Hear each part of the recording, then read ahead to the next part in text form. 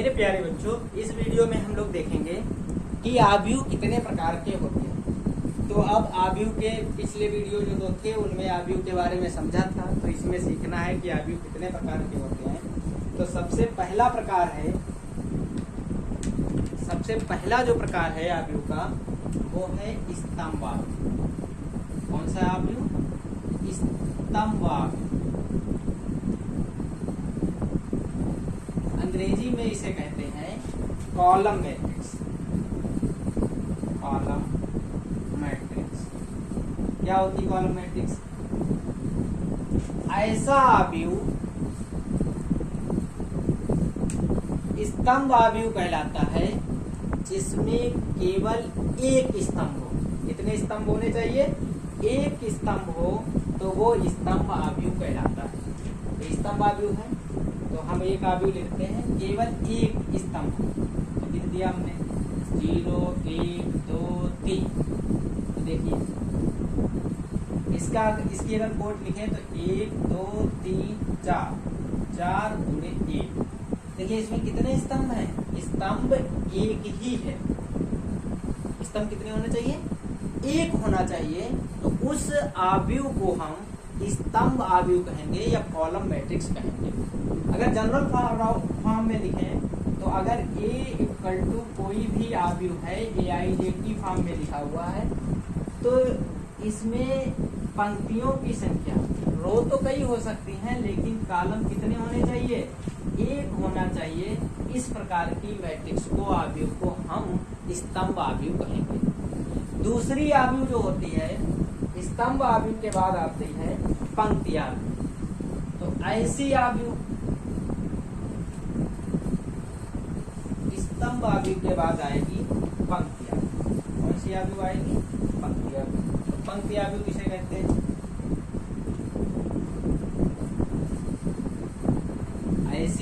ऐसी आव्यूह इसे कहते हैं रो मैट्रिक्स। ऐसी मैट्रिक्स हो जिसमें केवल एक पंक्ति हो, कॉलम चाहे जितने हो, उस मैट्रिक्स को हम क्या कहेंगे?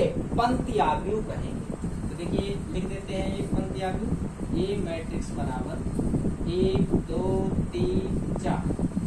ये जो मैट्रिक्स है ये आपकी पंक्ति कहलाएगी, पंक्ति आव्यूह कहलाएगी, क्योंकि इसमें देखिए पंक्ति तो एक ही है लेकिन कॉलम कई है, 1 2 3 4। तो इसकी जो कोटि है, इसकी कोट लिखें तो 1 गुणे 4 हुई। तो अगर जनरल रूप में पंक्ति आव्यूह को लिखें तो ये बराबर हो जाएगी AIJ। कोई भी एलिमेंट AIJ हो सकता है। पंक्ति एक होनी चाहिए और स्तंभ चाहे जितने हो जाएं या नंबर हो सकते हैं, तो उसको हम पंक्ति आव्यूह कहेंगे। तो पंक्ति आव्यूह की जो कोटि होती है वो बच्चों ध्यान रखना, जो कोटि होगी वो 1 क्रॉस n होगी। इसके बाद तीसरे नंबर पर आती है स्क्वायर मैट्रिक्स। सबसे ज्यादा इम्पोर्टेंट है और इसी पर जितने भी ऑपरेशन आपको पढ़ने हैं वो सारे स्क्वायर मैट्रिक्स पर ही पढ़ने हैं। हिंदी में इसका नाम होता है वर्ग आव्यूह, अंग्रेजी में कहते हैं स्क्वायर मैट्रिक्स।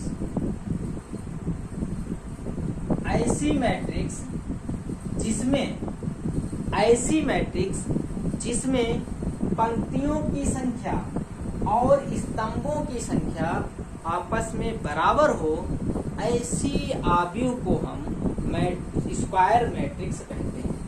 मतलब जो कोई भी मैट्रिक्स हो उसकी कोटि अगर m क्रॉस n है, अगर किसी भी आव्यूह की कोटि m क्रॉस n है तो m और n दोनों आपस में क्या होने चाहिए? बराबर होने चाहिए। कहने का मतलब ये है कि जितनी पंक्तियां हों उतने ही उस आव्यूह में स्तंभ होने चाहिए, तब उस मैट्रिक्स को हम स्क्वायर मैट्रिक्स कहेंगे। कौन सी मैट्रिक्स कहेंगे? स्क्वायर मैट्रिक्स कहेंगे। जैसे मैं लिखता हूँ ABC DEF GHI। देखिए इसमें 3 पंक्तियां हैं, 1 2 3। और 3 ही इसमें क्या है, स्तंभ है, R1 R2 R3 C1 C2 C3। तो इसकी कोट क्या हुई, 3x3। तो इस आव्यूह को हम क्या कहेंगे, वर्ग आव्यूह कहेंगे, स्क्वायर मैट्रिक्स कहेंगे। तो हमने तीसरे प्रकार का भी आव्यूह को हमने क्या किया, पढ़ लिया है। इसके बाद बच्चों आता है विकर्ण आव्यूह। कौन सा आव्यूह, विकर्ण आव्यूह, या उसे कहते हैं डायगोनल मैट्रिक्स। चौथे नंबर पर आता है विकर्ण आव्यूह। तो विकर्ण आव्यूह को कहते हैं डायगोनल मैट्रिक्स। तो डायगोनल मैट्रिक्स में क्या होता है कि अगर कोई आव्यूह है विकर्ण आव्यूह, उसको हम लोग बोलते हैं डायगोनल मैट्रिक्स।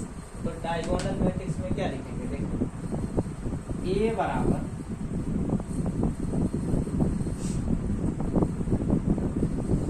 डायगोनल मैट्रिक्स में हम लोग लिखेंगे A बराबर, मतलब डायगोनल के एलिमेंट उसके बच जाएं। जैसे लिख दिया हम लोगों ने -1.1 2 3, और बाकी जितने भी अवयव हों वो सारे क्या होने चाहिए, 0 होने चाहिए। तो उसे हम विकर्ण आव्यूह कहते हैं। अगर कोई आपके पास आव्यूह है और स्क्वायर मैट्रिक्स है और उसमें विकर्ण वाले एलिमेंट 0 नहीं है और बाकी सारे एलिमेंट 0 हैं, तो वो विकर्ण आव्यूह कहलाएगी, क्योंकि ये केवल डायगोनल बनाएगा, विकर्ण बनाएगा। तो इसको हम क्या कहते हैं, विकर्ण आव्यूह कहते हैं। कहने का मतलब अगर कोई मैट्रिक्स A बराबर AIJ M क्रॉस N है, M क्रॉस M है, तो देखिए जो AIJ, इसे इस तरीके से परिभाषित करेंगे, यदि AIJ में I वाले एलिमेंट जो हों वो 0 ना हो और IJ जो एलिमेंट हों वो सारे 0 हों, तो ऐसी आव्यूह को हम विकर्ण आव्यूह कहते हैं, डायगोनल मैट्रिक्स कहते हैं। इसके बाद आती है 5वें नंबर पर अदिश आव्यूह। विकर्ण के बाद आती है अदिश आव्यूह। कौन सी आव्यूह आती है, अदिश आव्यूह। अदिश को कहते हैं स्केलर मैट्रिक्स, स्केलर मैट्रिक्स। तो स्केलर मैट्रिक्स में क्या होता है, स्केलर मैट्रिक्स भी एक प्रकार का विकर्ण आव्यूह ही होता है, बस उसमें अंतर इतना हो जाता है कि उसके जो विकर्ण के आव्यूह होते हैं वो एक कांस्टेंट टर्म होते हैं, मतलब अचर होते हैं, मतलब वो बदलते नहीं है, एक ही जैसे होंगे विकर्ण के सारे एलिमेंट। तो वो क्या कहलाएगी, विकर्ण आव्यूह क्या कहलाने लगेगी, अदिश आव्यूह कहलाने लगी। ये बात बच्चों ध्यान रखिएगा। विकर्ण आव्यूह तब कहलाएगी जब ये एलिमेंट आपस में बराबर ना हो, कोई भी हो, और जब ये एलिमेंट आपस में बराबर हो जाए। अदिश का मतलब, स्केलर का मतलब है कि ये आपस में ना बदले। तो कहने का मतलब ये एक ही जैसे विकर्ण के आव्यूह जिसमें होंगे वो आपकी अदिश आव्यूह कहलाएगी। कौन सी आव्यूह कहलाएगी, अदिश आव्यूह कहलाएगी। ये आपकी थी 5वीं। अब 5वें के बाद छठे प्रकार का आव्यूह जो होता है वो होता है तत्समक आव्यूह। विकर्ण आव्यूह को ही हम तत्समक आव्यूह भी कहते हैं, बस कंडीशन इतनी है कि जो विकर्ण के तत्समक आव्यूह, इसको कहते हैं आइडेंटिटी मैट्रिक्स, आइडेंटिटी मैट्रिक्स। तो अगर कोई विकर्ण है तो विकर्ण के सारे एलिमेंट 1 1 1 1 हो जाएं, तो उस मैट्रिक्स को हम क्या कहेंगे, तत्समक मैट्रिक्स कहेंगे। तो ये 3x3 में है, तो इसको हम डिनोट तत्समक आव्यूह को I3 से कर सकते हैं। अगर यही दो कोटि में हो तो इसको हम, अगर दो कोटि में हो तो इसको हम I2 से प्रदर्शित कर सकते हैं। तो ये कहलाती है तत्समक आव्यूह। क्या कहलाती है? तत्समक आव्यूह कहलाती है। इसके बाद इस तत्समक आव्यूह का प्रयोग, इसको हम लोग I से प्रदर्शित करते हैं। किससे प्रदर्शित करते हैं? अभी तक हम किसी भी मैट्रिक्स को A से ही प्रदर्शित कर देते थे, लेकिन तत्समक आव्यूह को आप ध्यान रखिएगा I से ही प्रदर्शित करेंगे। I का मतलब आइडेंटिटी मैट्रिक्स है, I से प्रदर्शित। और जहां पर भी आव्यूह में I लिखा हो उसका मतलब जहां पर हमें जिस कोटि की आव्यूह की तत्समक आव्यूह की जरूरत होगी, हम उस कोटि की आव्यूह को हम उठा सकते हैं। क्या कर सकते हैं? उठा सकते हैं। दो कोटि की जरूरत होगी तो दो वाली उठा लेंगे, तीन कोटि की आवश्यकता होगी तो तीन कोटि वाली उठा लेंगे। इसके बाद सबसे लास्ट में सातवें प्रकार की जो आव्यूह है उसे देखिए। तो जो सातवें प्रकार की आव्यूह है वो आपकी कहलाती है शून्य आव्यूह। कौन सी आव्यूह? शून्य आव्यूह। तो शून्य आव्यूह उसे कहते हैं जिसकी प्रत्येक एलिमेंट ऐसा आव्यूह जिसका प्रत्येक एलिमेंट क्या हो जाए? जीरो हो जाए, शून्य मैट्रिक्स कहलाता है। ऐसा आव्यूह जिसका प्रत्येक एलिमेंट जीरो हो जाए वो क्या कहलाता है?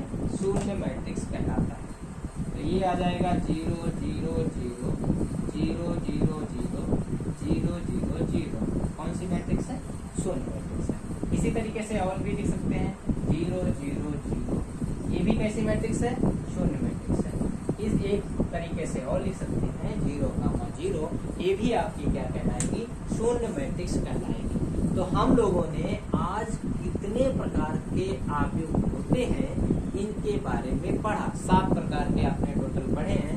पहला आपका था स्तंभ आव्यूह, दूसरा था पंक्ति आव्यूह, तीसरा आपका था वर्ग आव्यूह, चौथा आपका था विकर्ण आव्यूह, पांचवा आपका था अदिश आव्यूह और छठा आपका था तत्समक आव्यूह और लास्ट में हम लोगों ने शून्य पे आके खत्म कर दिया। अब तो सब शून्य हो गया, तो बस इतना ही आपके लिए काफी